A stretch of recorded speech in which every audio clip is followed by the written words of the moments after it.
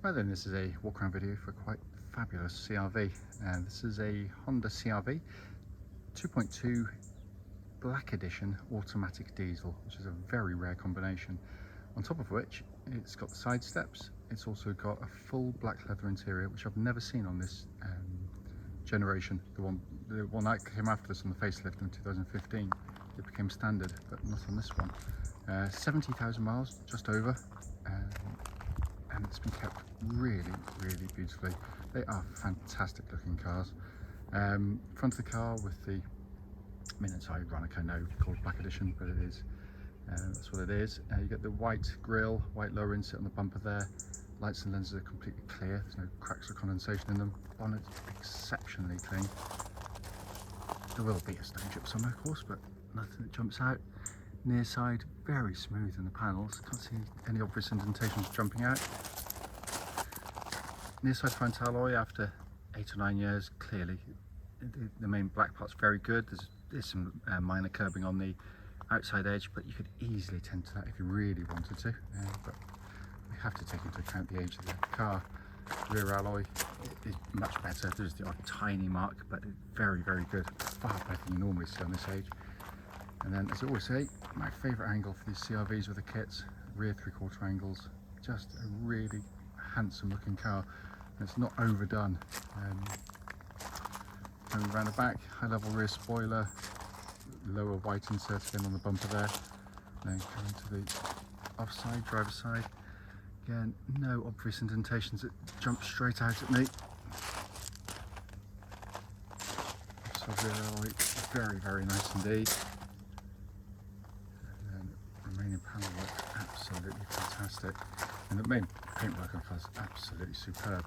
And offside front alloy, again like the near side, has got minor marking on the outside edge, but again exactly what you'd expect to see.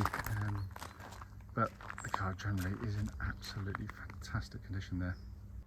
Let's come into the boot area. Absolutely cavernous boot in the car, and it's been kept very well. Normally CRVs are really heavily used in the back, but this one's been kept in very good condition. Coming to the back, wide opening rear doors, enormous amounts of leg room, and those front seats are set for me, and I'm over 6 foot tall, so not cheating. And then you've got this black leather interior, which is in absolutely superb condition.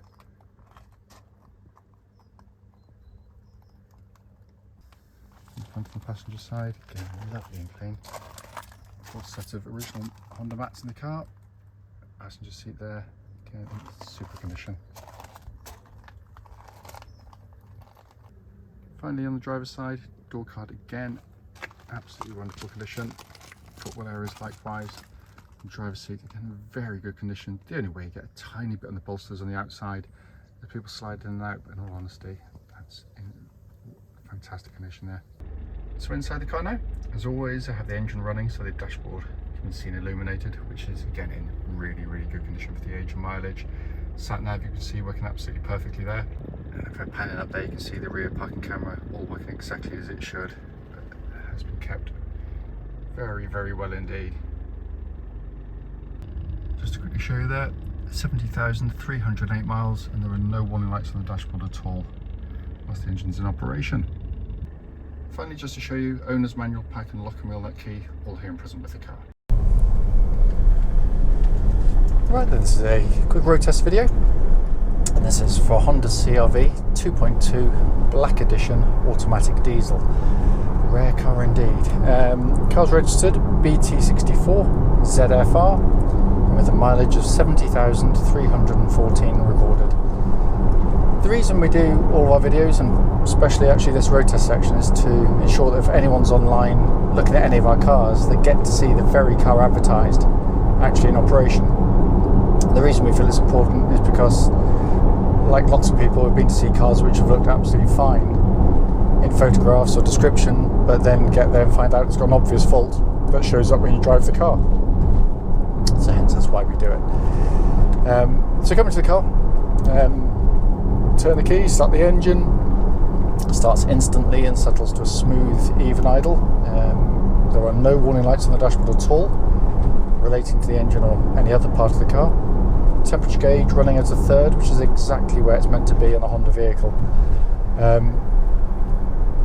the engines are an absolute peach. It's just a lovely diesel engine. On the move, it's smooth and quiet, but it's punchy, it's eager, and being a Honda with decent servicing, they'll last a long time. Timing chain driven, which obviously helps in that respect. But more to the point, it's just what a lovely engine it is to use day in, day out. And in conjunction with this automatic, it's brilliant, because that's not always the case with diesels for some reason. The fact is that lots of modern diesels make you feel that they're quicker than they are, or more powerful than they are, because the power is there, but it's only for a relatively short period of time. So small capacity, big turbo engines, they're fine, but you put your foot down, it's kind of nothing, and then they fly, but then they tail away very quickly indeed. So they normally have to have automatics with lots of gears. This engine, as soon as you're really around about sort of 1400 RPM, it is already pulling like a train. Then the turbo comes on, but it just keeps revving, keeps pulling, but it does so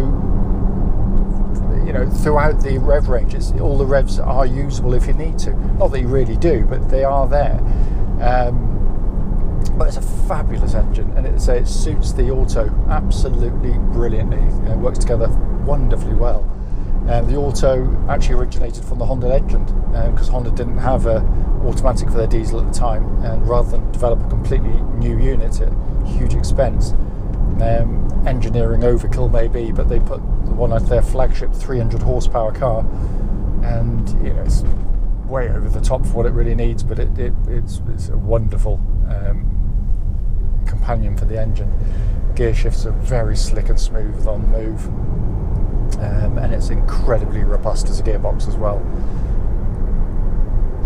Steering chassis on the car, again, really nicely done. The steering's got a nice weight to it. It feels very fluid in use. I say that because it's actually electric power steering. Lots of electric power steering cars can feel pretty dull and uninspiring. This steering sort of makes the car feel very settled and confident on the road. There's no sort of nervousness to it at all, but it is accurate, without being claiming it's sporty, because it isn't. It's not meant to be. It just does the job what it's meant to do for this type of car brilliantly well. It also exhibits no vibrations at high speed. I've driven it. We've literally just had 4 brand new tyres fitted, and they've all been checked, and it's all good.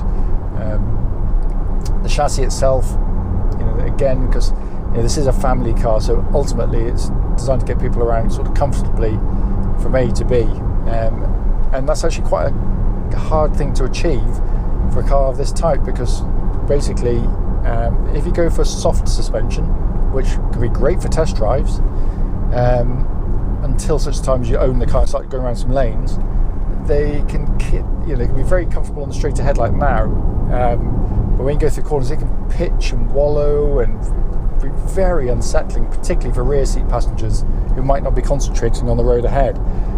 What Honda have done, and they're masters of it in this category, because this is the best-selling SUV in the world, or certainly has been. It manages to achieve a very well judged, compliant ride, but with really good body control. I'm going to turn off in a second now. This isn't my normal test drive route, by the way. It's just that because I picked up the car from the tyres, I'm coming back a slightly different route to do the video. But this little road is a classic example of what's good about it. So even corners like this, when you turn in, it doesn't kind of keel over. It doesn't get that feeling of momentum sort of pushing you forward on soft springs. But this is, your typical B road, sort of lolloping. Great fun actually if you're in the right car. It's fantastic.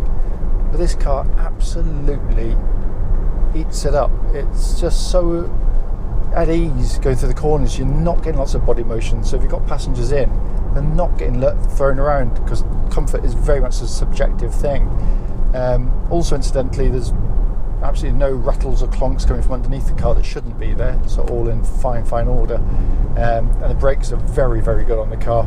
Touch the brake pedal, very powerful, bite keenly, but without any kind of pulsing or vibrations coming back through the brake pedal.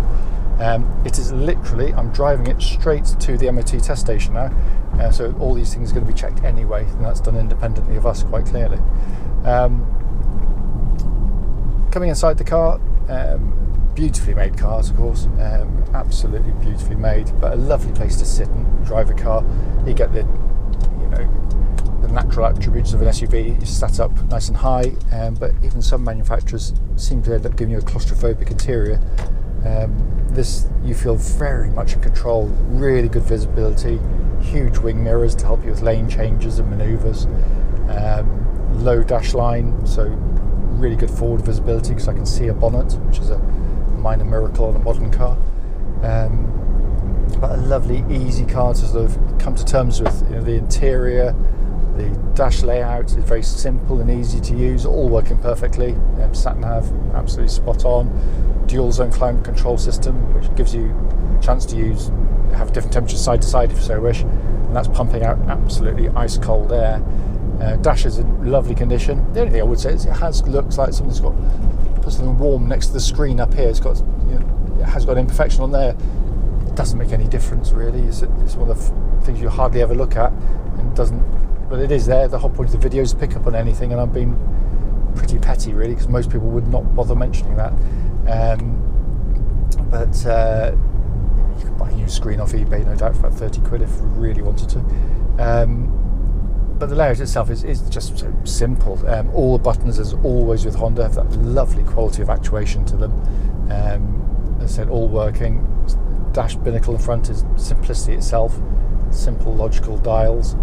And then you've got this lovely leather-bound steering wheel, which, as always, feels great in hand. This is a four-wheel drive CRV, because not all of them are. Albeit there are no buttons. You don't press any buttons, you don't activate it. It does it all for you.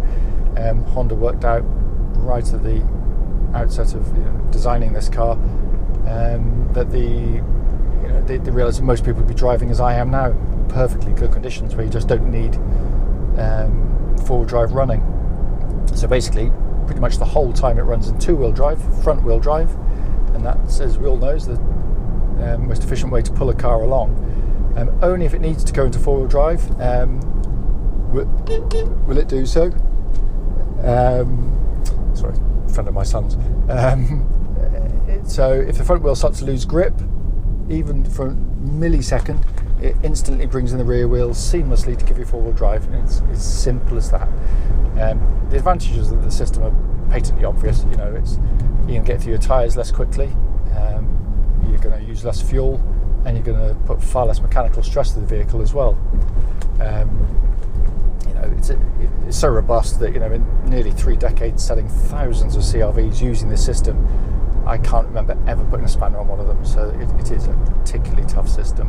And as I said at the start of the video, brief as it might be, it's just to show the car operating, just to feedback on any issues, of which I can find nothing at all. It drives absolutely beautifully.